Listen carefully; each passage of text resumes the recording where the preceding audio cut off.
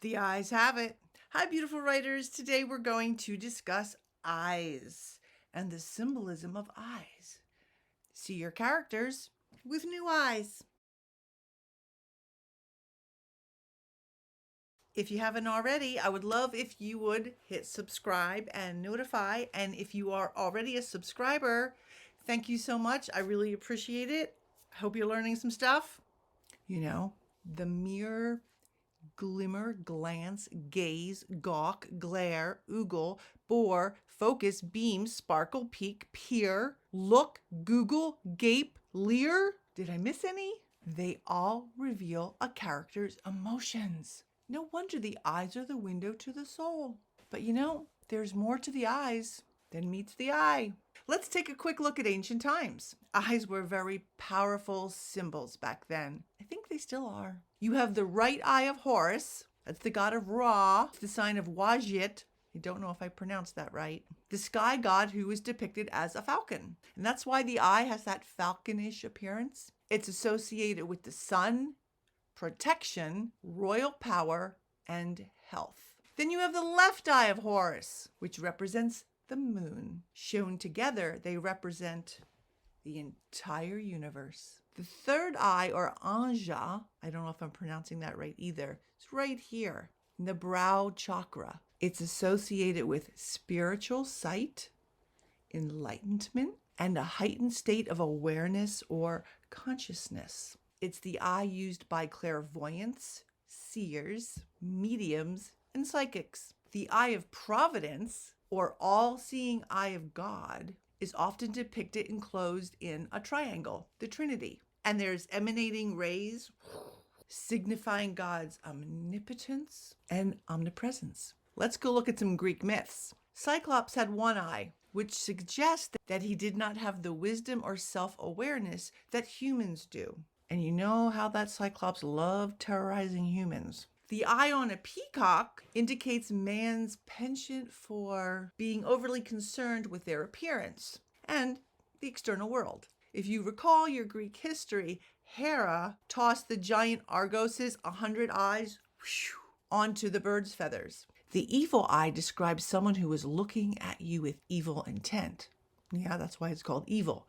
Malevolence, wickedness, hatred, envy. The look is so fraught with negative energy. The thing with the evil eye is that you don't know people are giving it to you. And if you don't know people are giving you the evil eye, that's where the real problems come in. That's why a lot of Greeks and other cultures have evil eye necklaces and bracelets. I even have one.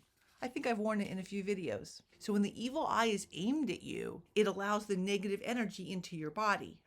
And nobody wants that. So to counter this, that's why people wear the evil eye necklaces. What are the eyes symbolic of? Enlightenment, knowledge, wisdom, discernment, and spirituality. Let's say you're describing a character. Do you include their eye color?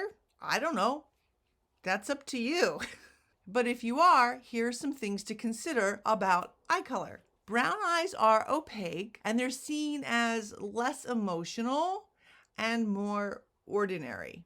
Black eyes are deemed heartless and cruel or evil. Or conversely, their emotions are a fathomless depth. Blue eyes are associated with emotional and ethereal qualities, perhaps because there's more transparent and because you're more likely to see the pupil in the blue eye than the other shades.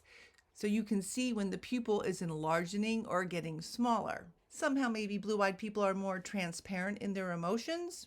I don't know. Can you see mine? Blue eyes are associated with the water and sky, two very mysterious and divine elements. Green eyes are deemed exotic and mysterious and are often equated with witches and sorcery.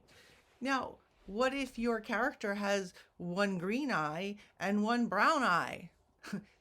You can do a lot of symbolic cool stuff with that. Eyes, no matter what color, can be described a multitude of ways. And this is where you can really have fun and show your characters' feelings, their emotions, even show that inside to their soul. Eyes can be cold, which means they're uncaring or unemotional. They can be hard, which would be stubborn or uncaring. They can be warm, they're kind, they're loving. They can be soft, loving, and affectionate. They can be watery or cloudy, with tears or somehow stricken with overwhelming emotions. They can be deep. They're harboring secrets and unexpressed emotions.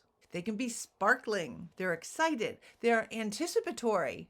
They're happy. They're smitten. They can be dilated. Okay, that can be drugs, or it can indicate sexual arousal. They can be glowing. That's creepy. The netherworld. Or divine and celestial.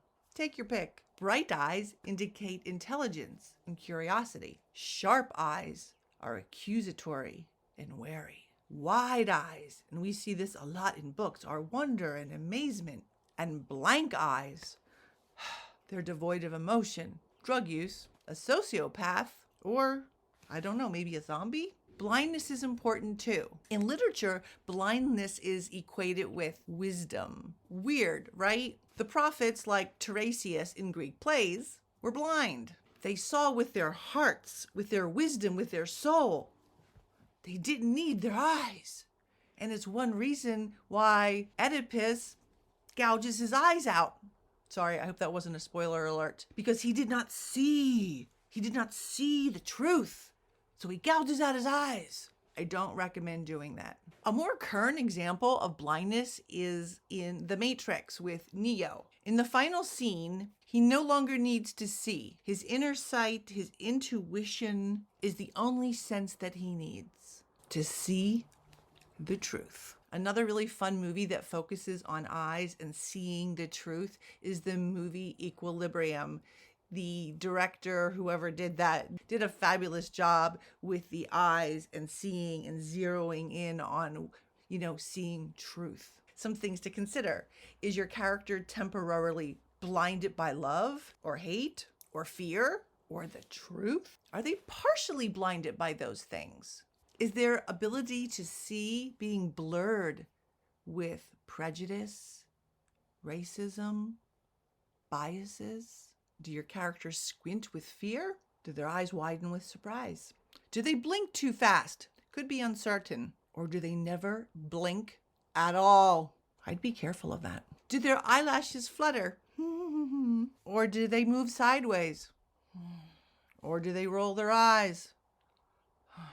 We all know what that means. When do they close their eyes and why? Is it because they don't want to see or because they want to see with their heart? So be careful. So use your eyes wisely in your characters. You can have a lot of fun with them.